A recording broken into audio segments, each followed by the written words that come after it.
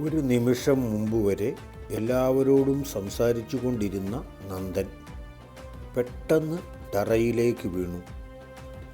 എന്താണ് സംഭവിച്ചതെന്ന് ആർക്കും മനസ്സിലായില്ല. എന്നാൽ തറയിൽ പടർന്ന ചോര എല്ലാത്തിനും ഉത്തരം നൽകി. നന്ദന് വെടിയേറ്റിരുന്നു. പരിസരത്തു നിന്നും രക്ഷപ്പെട്ട കൊലയാളിയെ തേടി പോലീസ് അന്വേഷണം ആരംഭിച്ചു. ഒരു കുട്ടിയുടെ മൊഴിയും CCTV ദൃശ്യങ്ങളും അവർക്ക് പുതിയൊരു വഴി തുറന്നു നൽകി. അവൻ ആരാണ്? നന്ദനെ വകവരുത്താൻ മാത്രം എന്താണ് കാരണം? നമുക്ക് കേൾക്കാം കൊലയാളിയുടെ 105-ാം ഭാഗം. സ്കിപ്പ് ചെയ്തു പോകാതെ മുഴുവനും കേൾക്കുമല്ലോ. അവരോട് സംസാരിച്ചു കൊണ്ടിരിക്കുന്ന സമയത്തും നന്ദൻ ജനലിലൂടെ പുറത്തേക്ക് അല്പം ഭാവവ്യത്യാസത്തോടെ നോക്കുന്നുണ്ടായിരുന്നു. എന്നാൽ ആ ഭാഗത്ത് എവിടെയും സംശയിക്കത്തക്കതായി ഒന്നും കണ്ടെത്താൻ ഒറ്റ നോട്ടത്തിൽ അവർക്ക് കഴിഞ്ഞില്ല. വെറുതെ പുറത്തേക്ക് നോക്കുന്നതായിരിക്കും എന്ന് വിചാരിച്ചു കൊണ്ടിരിക്കുന്ന സമയത്താണ് തീർത്തും അപ്രതീക്ഷിതമായി അത് സംഭവിച്ചത്. സംസാരിച്ചു കൊണ്ടിരുന്ന നന്ദൻ പെട്ടെന്ന് താഴേക്ക് വീഴുകയായിരുന്നു. ശബ്ദമൊന്നും കേട്ടതുമില്ല. എന്താണ് സംഭവിച്ചത് എന്ന് അല്പസമയത്തേക്ക് അവർക്ക് മനസ്സിലാക്കാൻ പോലും കഴിഞ്ഞില്ല. അപ്പോഴേക്കും തറയിൽ ചോര ഒഴുകിപ്പടർന്നു തുടങ്ങിയിരുന്നു.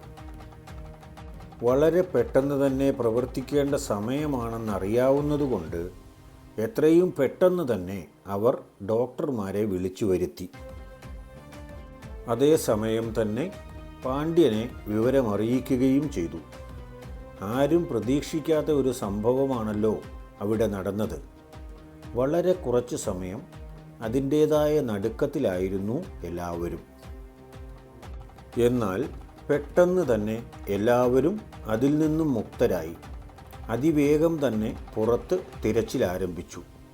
അതിനു മുൻപ് തന്നെ ജീവനക്കാർ ഓടിയെത്തി. എന്താണ് സംഭവിച്ചത് എന്നുപോലും അപ്പോഴും വ്യക്തമായിരുന്നില്ല. നന്ദനെ എമർജൻസി ICUവിലേക്ക് കൊണ്ടുപോയി. അതിൻ്റെ പിന്നാലെ അന്വേഷിച്ച് ചെല്ലുവാൻ ജോസ് മാത്യുവിനെ ഏൽപ്പിച്ചിട്ട് ബാക്കി 3 പേരും തമിഴ്നാട് പോലീസിനോടൊപ്പം പുറത്തു തന്നെ തിരച്ചിൽ ആരംഭിച്ചു. സംശയകരമായ സാഹചര്യങ്ങളൊന്നും തന്നെ എവിടെയും കണ്ടില്ല. ആശുപത്രിയിലേക്ക് ലക്ഷ്യം വയ്ക്കാവുന്ന സ്ഥലങ്ങളിൽ ഉള്ളതെല്ലാം പാർപ്പിട സമുച്ചയങ്ങളാണ്. ധാരാളം വീട്ടുകാർക്ക് ഒരുമിച്ച് താമസിക്കാവുന്ന സ്ഥലങ്ങൾ. അതിൽ എവിടെ നിന്നെങ്കിലും ആയിരിക്കണം ആക്രമണമുണ്ടായത്. അതിൽ ആൾതാമസമുള്ള ഏതെങ്കിലും ഒരു വീട്ടിൽ നിന്ന് ആവാനുള്ള സാധ്യത വളരെ കുറവാണ്. ഒഴിഞ്ഞുകിടക്കുന്ന ഫ്ലാറ്റുകൾ ഏതെങ്കിലും ഉണ്ടെങ്കിൽ അത് വാടകയ്ക്കെടുക്കുകയോ രാത്രിയിൽ അതിക്രമിച്ച് കടന്ന് കാത്തിരിക്കുകയോ ചെയ്തിട്ടുണ്ടാകാനുള്ള സാധ്യത തള്ളിക്കളയാൻ കഴിയില്ല. ബന്ധുക്കളായുള്ളവരുടെ ഫ്ലാറ്റിൽ കയറി തങ്ങിയതിന് ശേഷം അവിടെ നിന്നും അക്രമി നിറയൊഴിച്ചതാകാനും സാധ്യതയുണ്ട്. പല സ്ഥലങ്ങളിലും ഇത്തരത്തിലുള്ള ആക്രമണങ്ങൾ ഇതിനു മുൻപ് ഉണ്ടായിട്ടുമുണ്ട്.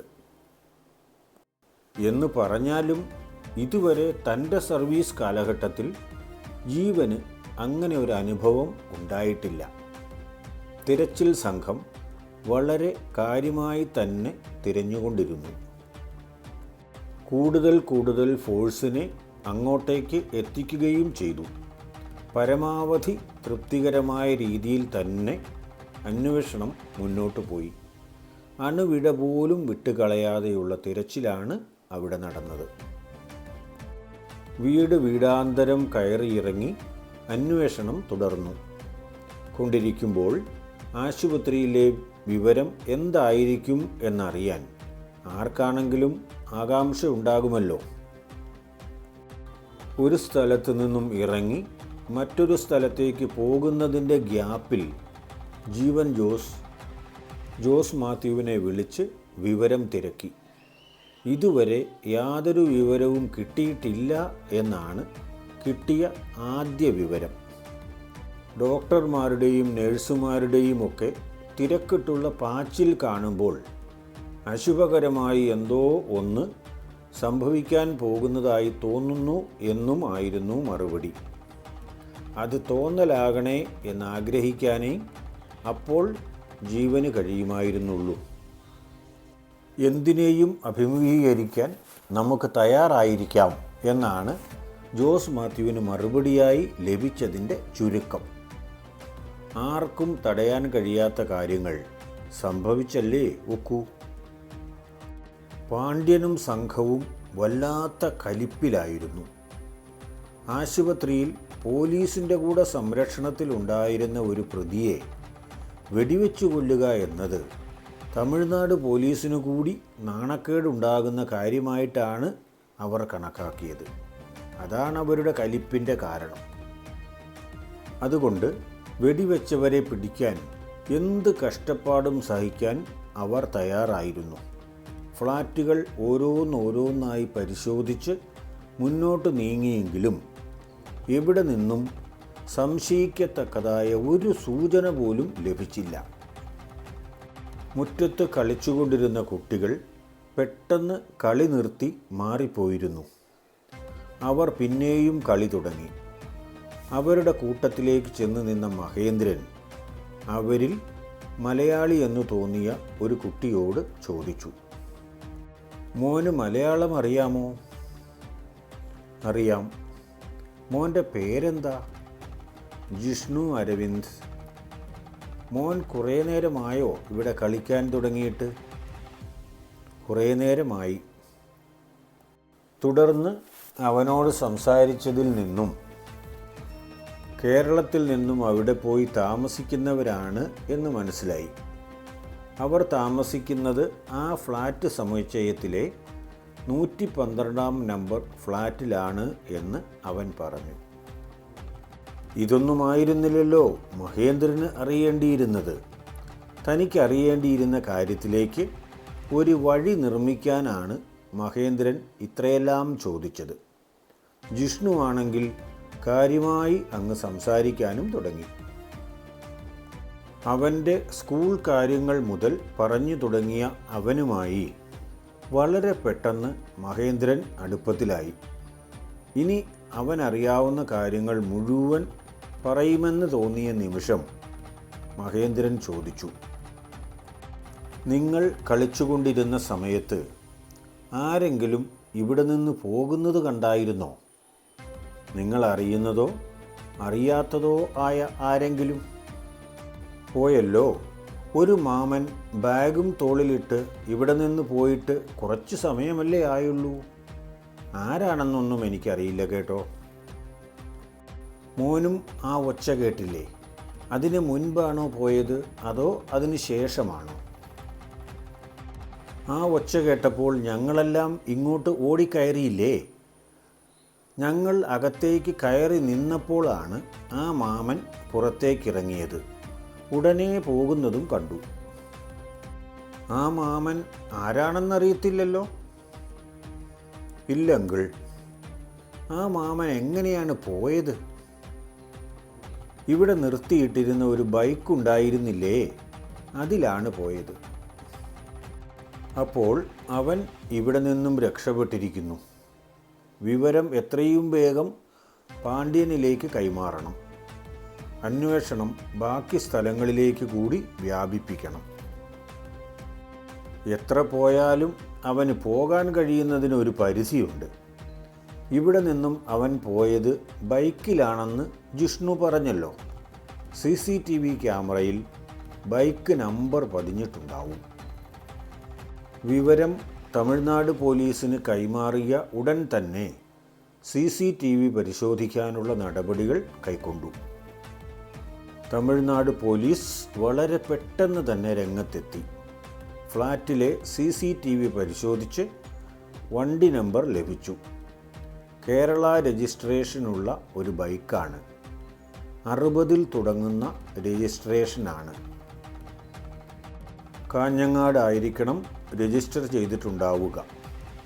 സംശയം തോന്നാതിരിക്കാനായിരിക്കാം കുറേ അകലെ ഒരു സ്ഥലത്ത് രജിസ്റ്റർ ചെയ്തിരിക്കുന്നത് എന്ന് വിചാരിക്കാം.